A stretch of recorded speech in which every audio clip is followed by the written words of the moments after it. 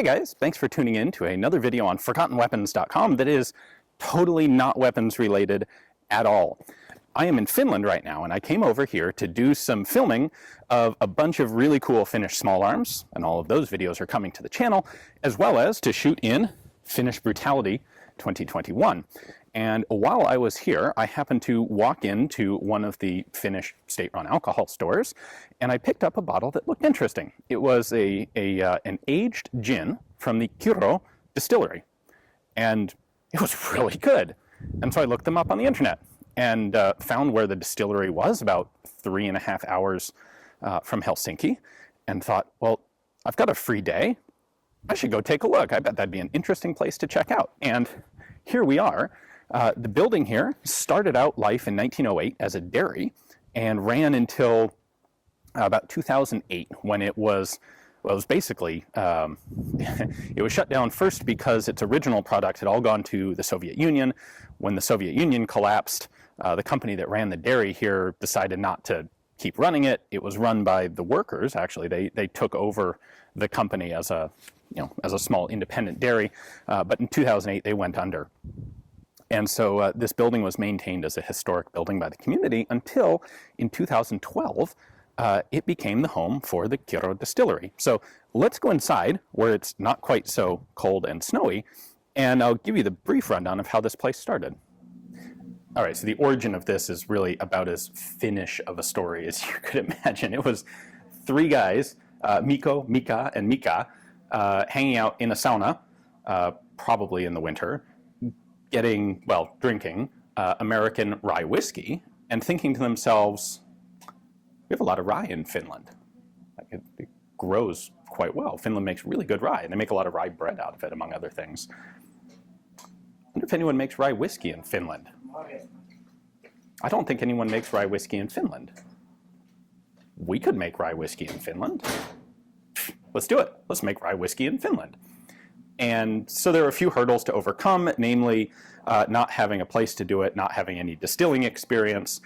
But, all that can be overcome. They did their initial mashing in one of the guy's parents' garage when his parents went on vacation down to someplace warmer.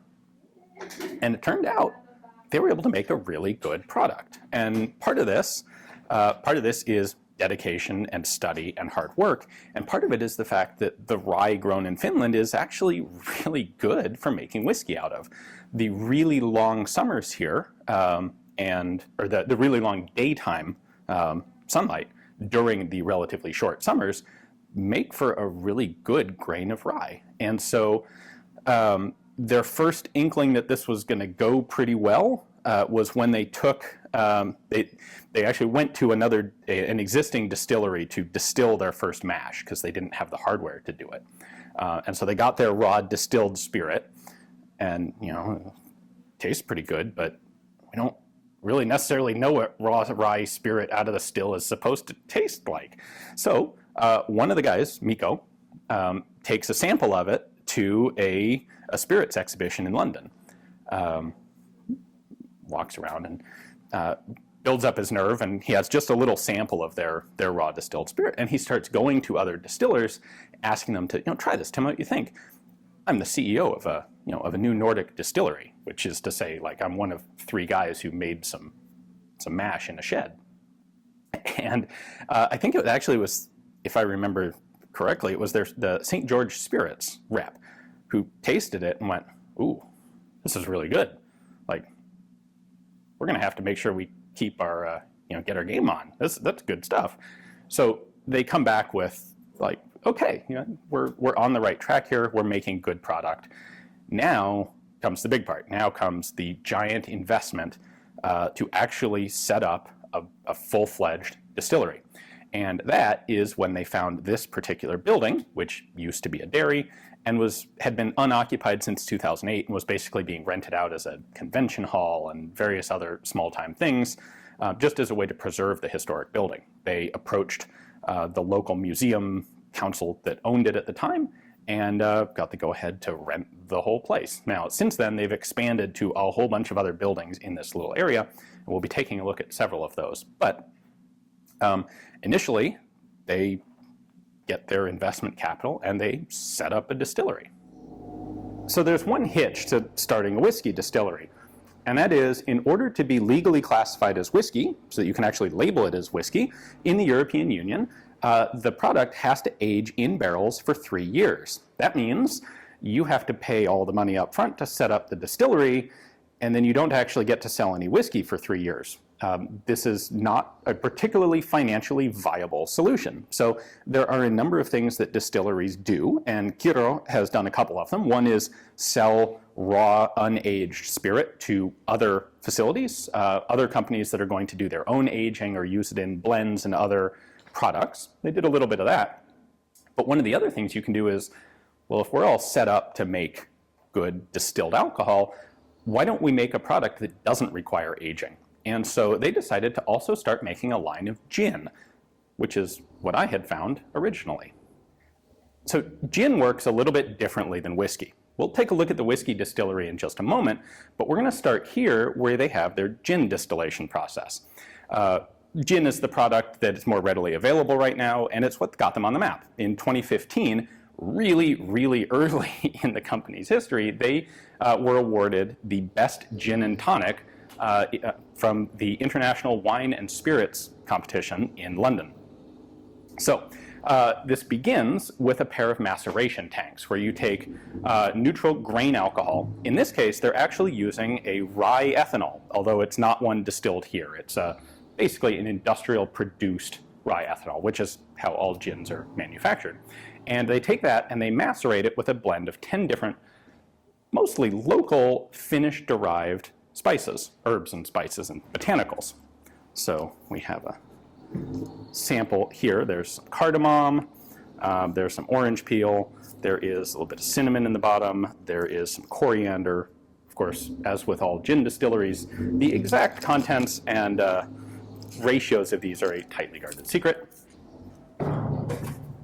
But they're going to take those botanicals and macerate them, which is to say basically soak them, steep them, in these tanks for about 16 hours. Then they're going to take that flavored alcohol mixture and move it over here to these guys. This is a 1,200 liter pot still that they use for the second part of the gin production. And that part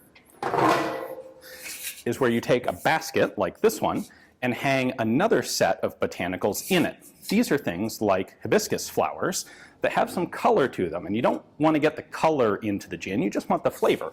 So, and you want the flavors extracted by hot steam and not just maceration and soaking. So you put your botanicals in here, this goes inside and sits right about there, and you then distill the macerated alcohol through this. The alcohol vapors go through and pull more flavor compounds out of this second batch of botanicals. It goes up through a column still, and you end up with about 600 liters of final produced base gin with each run. Now I'm simplifying this a little bit. We're not going to go into the exact, all of the details of gin production, namely heads, hearts, tails. The short version is, as you distill alcohol, there is a lot more than just one simple chemical compound. You have a huge variety of alcohol compounds. The ones in the middle of the spectrum are the ones that we like to drink, that taste good and don't kill us. The ones that are most volatile come off first. Those are called the heads. I guess I am going into all the details of this. Anyway, the heads have the poisonous stuff that you don't want to drink. That's the alcoholic compounds with the highest or the lowest boiling temperatures, so they come off first. So you cut that off, you pull it off actually into a little pot right back here that you guys can't quite see, separate that and get rid of it. Then you have the hearts, which is the good drinkable section of tasty ethanol. And then at the end you have a section called the tails, that's going to be the compounds that have the highest boiling points. That's going to involve some oils. They're not actually poisonous, but they don't taste good and you don't want them in your gin. Now there is a bit of art, part science, to determining exactly when to make those cuts for the heads and the tails. The wider you make it, the wider a group of flavor compounds you have, which can be good or can be bad. So that's something that's always unique to every master distiller and every distillation process. Now, once they have the base spirit, they actually have a couple different products that they make with it. They have a standard gin, which was called Napue, and they have an aged gin, which is now called dark gin, but was originally named after another Finnish town, Koskue.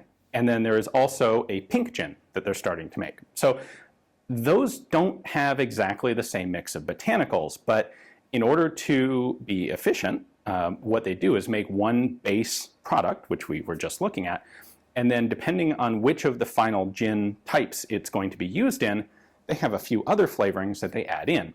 These are other distillates that they make in a little separate pot still right around the corner there, and they're things like cranberry, orange peel, birch bark, and so rather than having to do a separate distillation for each type of gin, they're able to have one universal base gin and then modify it for the different end products. As it's produced, it is of course stored, and then it goes over to the bottling line. The bottling line is this nice, efficient piece of production line tooling here that starts with a big conveyor belt of bottles. Those are slimmed down to a single file row. They then come into a machine that first washes them out here to make sure they're totally clean, then fills them with delicious gin or whiskey, then applies the cork and cap,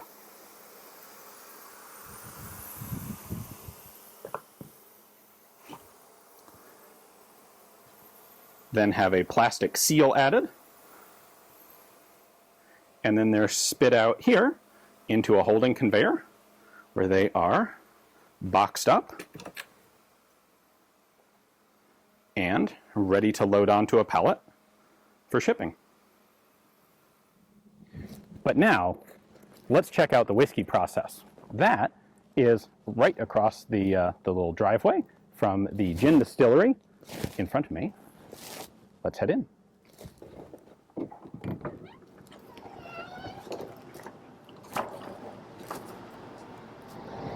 Now, unlike gin, the whiskey starts from raw grain.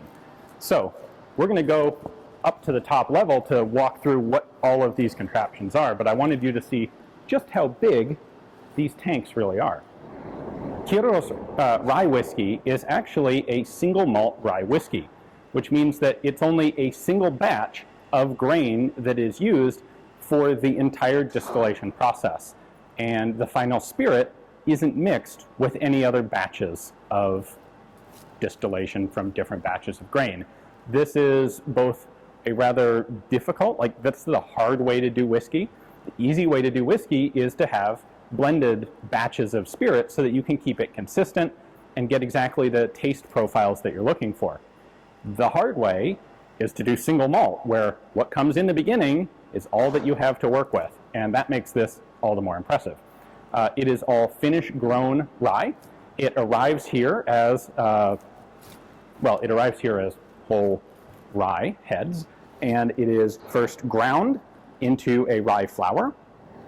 The rye flour is then mixed with water in this guy and turned into what will be the raw mash. So grains like rye are seeds, and in order to actually grow a plant, they have to contain the nutrient that that baby plant will require for its initial growth. And the production of whiskey begins by taking that seed and allowing it to germinate. So it thinks that it's going to start growing, and it converts the starches in the seed into sugars. We then stop the growth process before the plant actually sprouts, grind it up into a flour, and what you end up with is a very sweet, sugary mash. Once it's thoroughly mixed, it's moved into fermentation vats. There are 8 of these guys, 4 of them behind me and 4 more behind the camera, and that's where yeast is added. Now, the basic process that goes on here is yeast is a microorganism that consumes the sugar from the malted rye and uses that to duplicate itself and produce 2 byproducts, carbon dioxide and ethanol. And that's where the alcohol, the ethanol, in our delicious beverages actually comes from. So Fermentation here goes for 6 days, which is a bit longer than a lot of distilleries use. And at the end, you end up with about a 10% by alcohol wort.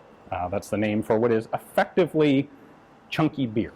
Now, it's this that will go into the next room, which has the actual stills. And now this is where the real magic happens.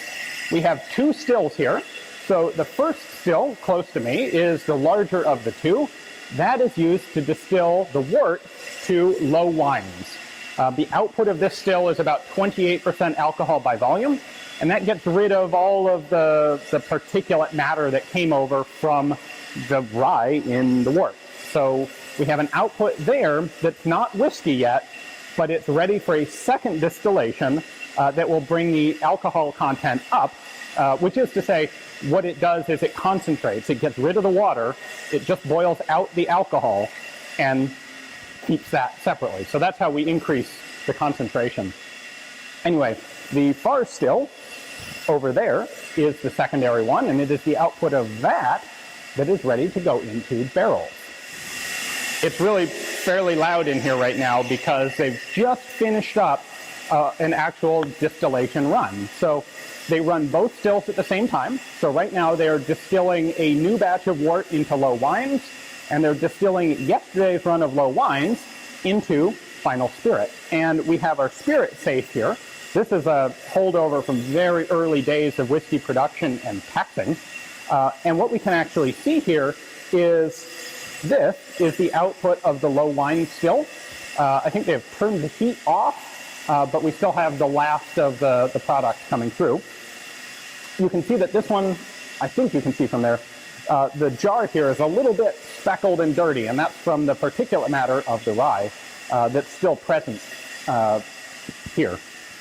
This is the main spirit still.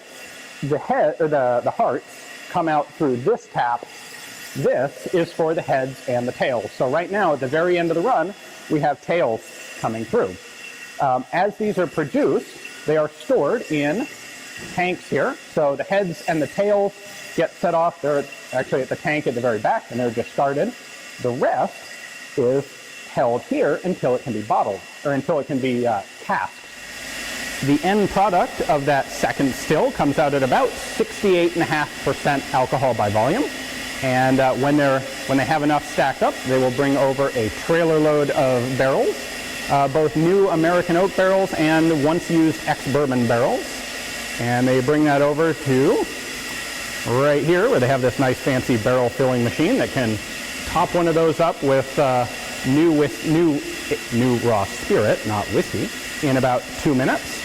And then they head over to the barrel storage warehouse, where they have to wait for 3 years before they are officially legally whiskey. Now we get to the fun part, which is actually trying these. So I have 2 whiskeys and 3 gins here, and some water. After it comes out of years in hibernation in the cask storage warehouse, we get a Kyrö malt rye whiskey here. And then interestingly, as another way to raise some revenue, aside from gin, while they're waiting for the whiskey to become whiskey, they actually bottled some of it as raw spirit. Now it's not still strength. The raw spirit was taken out at 46.3%, or diluted to 46.3%, where the Kyrö malt is 47.2. A little bit different, but we actually have a chance, and you can buy this, although probably only if you're in Finland. I don't know how much distribution there is of the raw spirit, the unaged spirit. But you can try it both straight out of the still at drinkable alcohol levels and after aging. And I think that's significant because a lot of people may not recognize just how much of the essence of whiskey comes from the wood that it's aged in. That is potentially more important than the raw spirit that goes into it. So that's why you see amongst whiskey aficionados and distillers, there is a whole ton of attention and detail that goes into selecting wood and casks and so on. So I'm going to try these.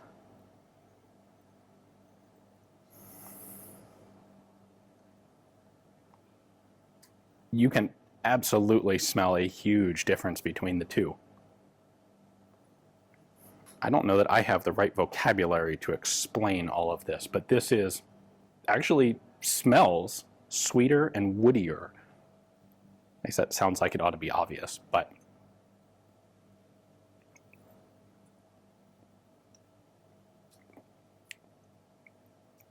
so the raw spirit they call jyri, which is, I believe, Finnish for roots, which is sort of an appropriate name for it.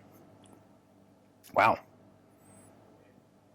It's potent. It's not, it doesn't have that like raw ethanol hand sanitizer-y flavor to it.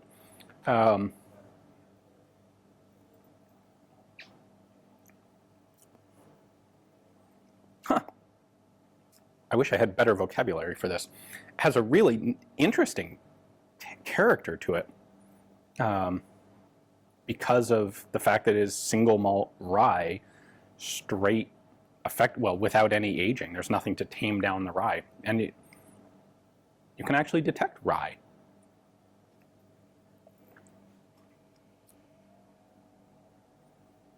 It's taking me a minute to catch on to it, but that's good. It's definitely not going to be everyone's cup of tea.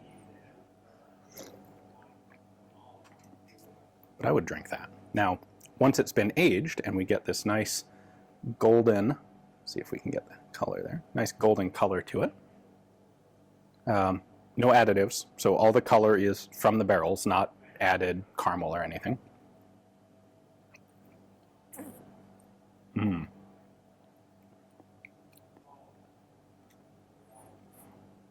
Rye is a little spicier than the other typical whiskeys that we're used to, say bourbon made predominantly out of corn or whiskeys made out of barley.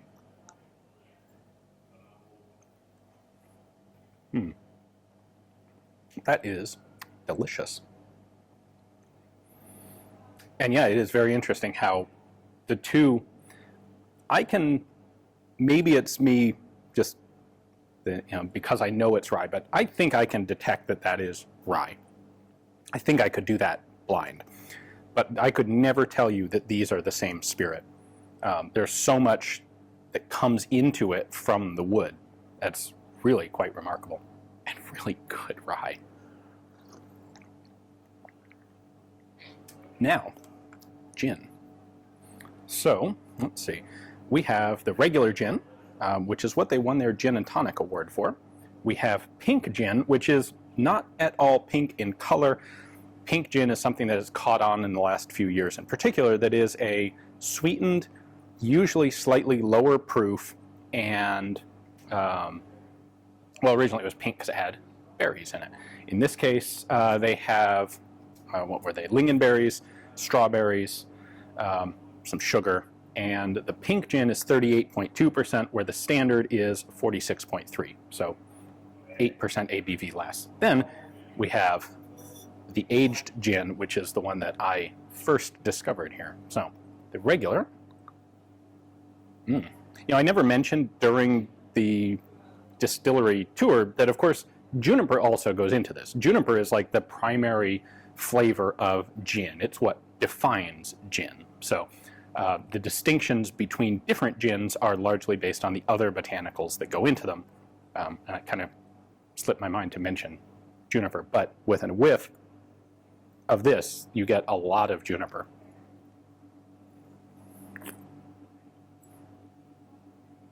Ooh.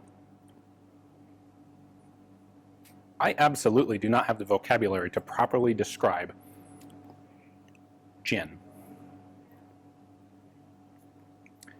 It's a lot of juniper. It is, as they say, they would say, it tastes like a Finnish summer.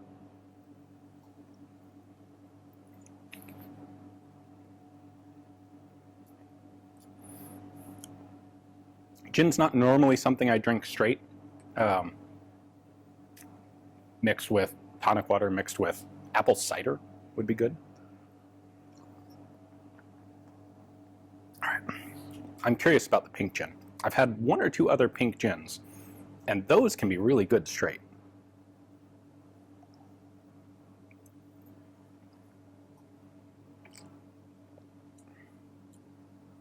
Definitely sweet.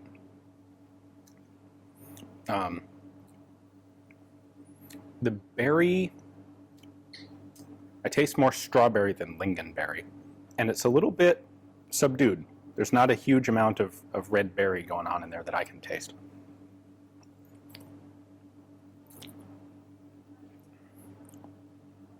I don't think pink gin's really my thing.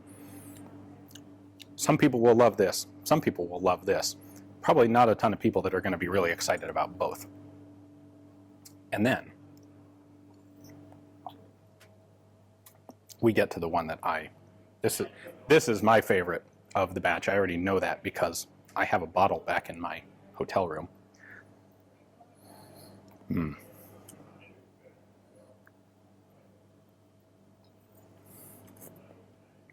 So they age that in barrels for between 3 months to a year, and I would say it comes out tasting like something halfway in between whiskey and gin. And it's really interesting, like the same effect that you see here of the difference that the aging gives to the rye, the whiskey spirit. You get absolutely the same impact with gin being barrel aged. Now there is also a difference in the exact components, the exact flavors that go into the aged gin. If you remember, there is the second distillation process, or the addition of the second distillates before they actually put this in barrels. I really like the aged gin. Yeah. All right, so my conclusion here, the Napua, which is Kyrö gin, they started out with Finnish names on these and discovered that non-Finnish people can have a difficult time identifying and ordering them. The one story they mention on their website is someone asked for, went in England, asked for Napua gin and got napkins, which kind of an understandable thing, especially when spoken with an accent. But to my mind, this is a very nice standard gin for all sorts of gin-based cocktails and things. Pink gin, I'm probably not the best person to assess because it's not really my thing. The aged gin, they recommend with cloudy apple cider. I think it's lovely just by itself. Maybe it is good with apple cider. I haven't wanted to waste any of mine on mixing, so I've just been drinking it straight myself. The Isokyrö, the unaged whiskey spirit, that is interesting, and I think some people are really going to like it. The Kyrö rye, the Kyrö malt, the aged proper rye whiskey is fantastic. I think it would make good cocktails. It's excellent drunk straight. Yeah, my two favorites definitely are going to be move these out of the way. Those guys. The regular aged rye and the aged gin. So they didn't pay me anything to do this video. I had a free day here in Finland without anything else on the schedule while I was here for firearms filming and Finnish Brutality, and I thought it'd be really cool to come up and visit a Finnish distillery, and I thought it'd be really cool to show you guys around and see what's involved in a distillery. So I hope you guys enjoyed this. It is something totally different. This is not the sort of thing that we plan to do here on a regular basis, but I thought it'd be interesting. Hopefully you guys also thought it was interesting. Thanks for watching.